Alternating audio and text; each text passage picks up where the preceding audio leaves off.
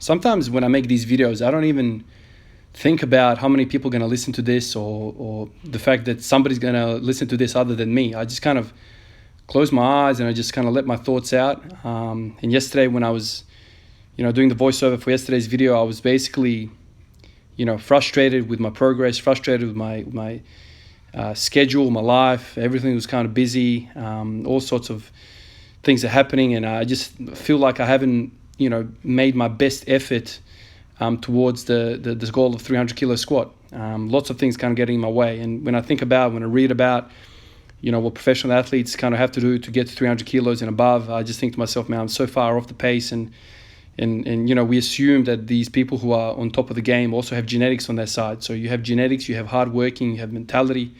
And so when I compare myself to those things, those attributes, I'm like, man, I'm so far behind, and I'm not even kind of putting my best foot forward.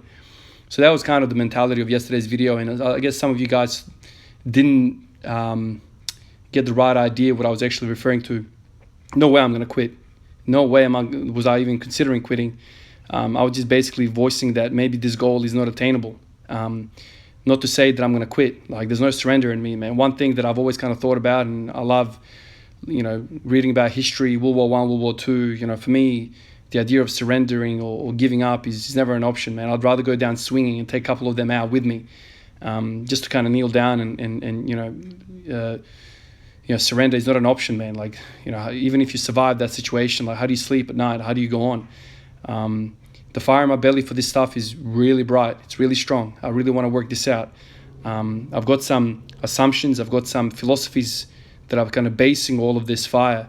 And so some of your recommendations of, putting on body weight, going down to 3 days a week, squatting, and all that sort of stuff, while that might work, and while that is conventional wisdom, and while that kind of path has been beaten by many other people before me, lots of people have done this, have kind of paved that way. For me, that is not the exciting bit. For me, it's taking on the challenge of not only training but also working out a different way. The first time I got exposed to Pavel Tsatsouline, man, the first time I got exposed to Matt Perryman's book, Squat Every Day, and when I started learning about Ivan Abajev and John Broyles and all of that, man, such a fire under my ass was lit that I was like, that just feels right. It just feels exactly what my soul is telling me. It feels exactly it's what excites me, And so the very act of me changing my method, the changing of my perception of how I want to go about things, is just completely changing my passion and reducing the flame. And so, yes, you can go about different ways, achieving that goal. But, as some of you guys have said in the comments from yesterday's video, it's not about the destination, man. It's about the journey. It's about being proud of your work. It's about being in love with the process, Even though sometimes you might get beat, you might fall behind, you have to stay true, and you have to believe in your vision. If you don't believe in your vision, who else is going to believe in your vision? And I'm sure people kind of back in the day who have kind of first started and first, onto the scene of a particular methodology or whatever the case might be, other people would have said, man, you're crazy. You're crazy to think that. Think about some of the scientific breakthroughs in history. When these people first kind of voiced that to their contemporaries or to their colleagues, they would have been kind of received as dumbos. What are you talking about? Like, that's going against everything we know. But that's exactly what excites me. I want to go against everything that we know, that we assume, because that's where innovation happens. That's where breakthroughs happen. It's not just about following. Because, if I follow, I've said this in the past, man, if I follow our 5x5 program, a very well-established program that freaking 90% of the population does, if I just follow in those footsteps, right, what chance do I have to become the best? Because I know I don't have the genetic makeup of some of these guys out there. So if I do the same stuff that the genetically gifted are doing, I'm going to always be coming in second or last or whatever. So in order for you, an average guy, to get ahead, you need to do something else. You need to be able to do something else, come up with another idea. Because if you fall in line and do it what everyone else is doing, then you become, the only other variable that's at play is the genetics, right? I'm simplifying this, obviously, but I just want to explain to you exactly what the origin of my fire is. It's not just a physical endeavor. It's a psychological, it's an emotional thing. When you feel something, when you read something like Pavel Tsatsouline's work or Ivan Abajev's kind of method, it just something excites me about that, you know. And I know all of you guys out there are gonna be like, man, but it's steroids. Man, you cannot tell me steroids enough. Like, of course it's steroids. Of course it's steroids.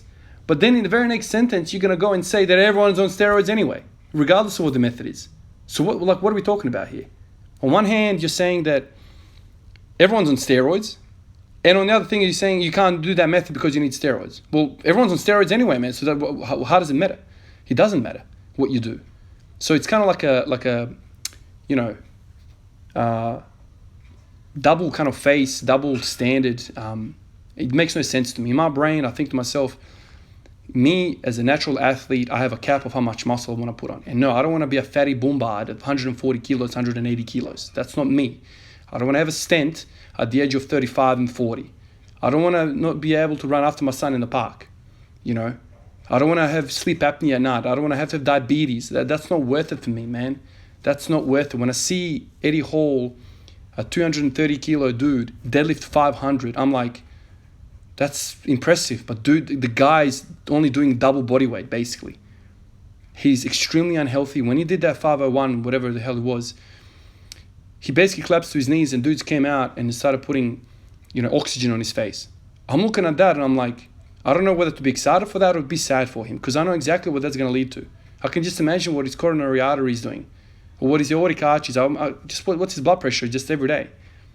You know, what's his blood pressure, man? So body weight for me is like, okay, of course, my frame can take maybe another 10 kilos of muscle, maybe, or whatever. But I'm not going to just start eating my way through life and just eat everything in front of me so I can put on 120 kilos and then, you know, squat 370, 380 or whatever, 280 or 290, whatever the case might be. Just increase my strength.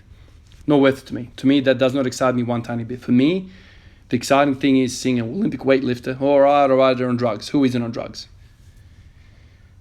Seeing a weightlifter at a really healthy body weight, some of them don't even look like they lift, right?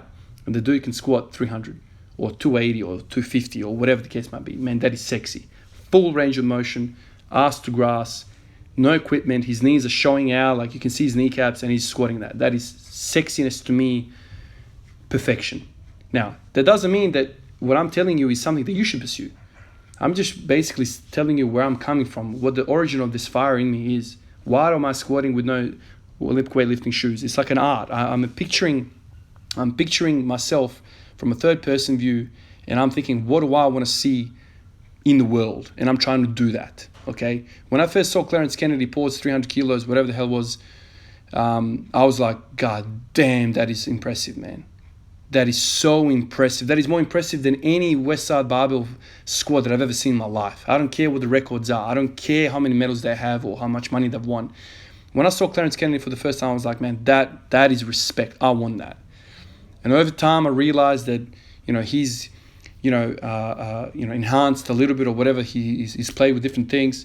And I thought to myself, okay, that kind of planted a seed. Maybe what I'm doing is not attainable. Maybe, you know, I can only maybe get to 260, because I've seen Clarence kind of squat 260, 270 natural, I think, from memory. Even that is incredible. When I see those videos, I'm like, that is so damn impressive. Even if Clarence never squatted 300, I just squatted 260, I still would have been like, man, the dude's my idol, man. Like, how cool is that? That's exactly what human movement is about. Full range of motion and strength in the end range. Love that. That's kind of what excites me. So this idea, Ivan, why don't you slide the bar 2 inches down your back? Why don't you put on a belt? Why don't you put some knee sleeves? I bet you can do 250. Of course, man. I'm sure I can do 400 kilos if I just take 50 grams of trains straight to my eyeball, and then just call a whole bunch of dudes to bring drugs to my door, and I'll just take ecstasy before every session. Of course, we can do everything, man. We can do all sorts of shit. You know? That's not the point. You know, there's, of course, many things are doable. It's just there are some things that I don't want to shift ever in my life. Health is number one. It supersedes every other freaking thing that I do. I'm not going to jeopardize that at all. Now, I know some of you guys are going to say you can do drugs and still kind of have health. That's cool, man. That I don't believe in that. So I don't want to put on fat. I don't want to do drugs. I don't want to do gear, as in weightlifting gear, you know, belts and all that kind of stuff. I want to do fully raw, in flat shoes preferably, although in the next few days I might play around with heels just for the fun of it. And I want to do ATG squats That's my sport. And luckily, I'm not interested in competing. Luckily, I don't need anyone's approval to be like, oh, Ivan, clap, clap, clap. You're third place or second place. I don't need anyone, man. This, for me, is an art. This is a hobby. And I love what I've kind of envisioned what my sport is like. No one's going to be able to kind of come in with like, oh, that's wrong, blah, blah, blah, blah. This is an art. This is a video game. This is a game. This is like my car. I want to put a turbo this size. I want to lower the car this much. I want to put these tires on, and I want to drive it here. I'm not part of a sport, IPF or whatever. So when you consider all of these things, you can see that that's my direction. And yesterday's video was basically just my frustrations about not being able to do more of my sport, more of my vision because of the other things in my life. And that's just the way it is. Your suggestions, very, very clever. Some of you guys have said exactly what I should do. But if I do some of these changes, I'm afraid that I'm going to get less excited about training, and I'm going to have less and less fire because it's not kind of what's made me push all these days in a row. So it's kind of like, yeah, you can put more weight on the bar, yeah, you can increase, but that's not my philosophy. That's not what excited me day one. And if you keep changing, eventually you're going to lose that wind in your sails. You're going to kind of lose that motivation, and you're going to kind of give up because you're chasing the goal, right? If you just go balls deep for the goal, then you kind of lose yourself. You kind of look around eventually when you stop and you're like, man, what is this, man? I'm 30 kilos overweight. I've got a belt. I'm doing half squats. It's just not me, man. Like, that doesn't excite me. So a few of you guys have actually said, don't worry about the goal, man. Focus on the journey. And that is so correct. That is on the money. It's on the ball. It's about the journey. Have fun. Life is about the journey. It doesn't matter if you're Klokov or Lou or whatever. Eventually, it's all going to stop. Eventually, we're all going to be old dudes sitting back, and we're going to say to ourselves, do we regret anything? And for me, it's about happiness at the end of the day. I'm 32 years old. The case is I will never break a world record ever. No one's going to ever know my name as one of the best lifters. So if you just assume that, then you just step back and be like, all right, let's just have fun with this because I love this, and that's where it is. Let's kind of get healthy while doing something that you love, and everything else will fall into place. Okay, my progress is going to be really, really slow. In 5 years' time, I might be at 250 kilos instead of 300. But I would have moved a lot. I would have, learned a lot. I would have done a lot of mistakes, and I would have had fun. And that's the bottom of the barrel, I guess. It's all about the fun. What keeps me coming out here, those cold early mornings. I still love it. I still come out here, still talk to you guys. I'm still passionate, like always. I'm always passionate about this. I love talking to you guys about this because I love this, and I don't want to deviate too far away from some of those core philosophies that I have. All right, guys. I'll catch you guys in the next one. Peace out.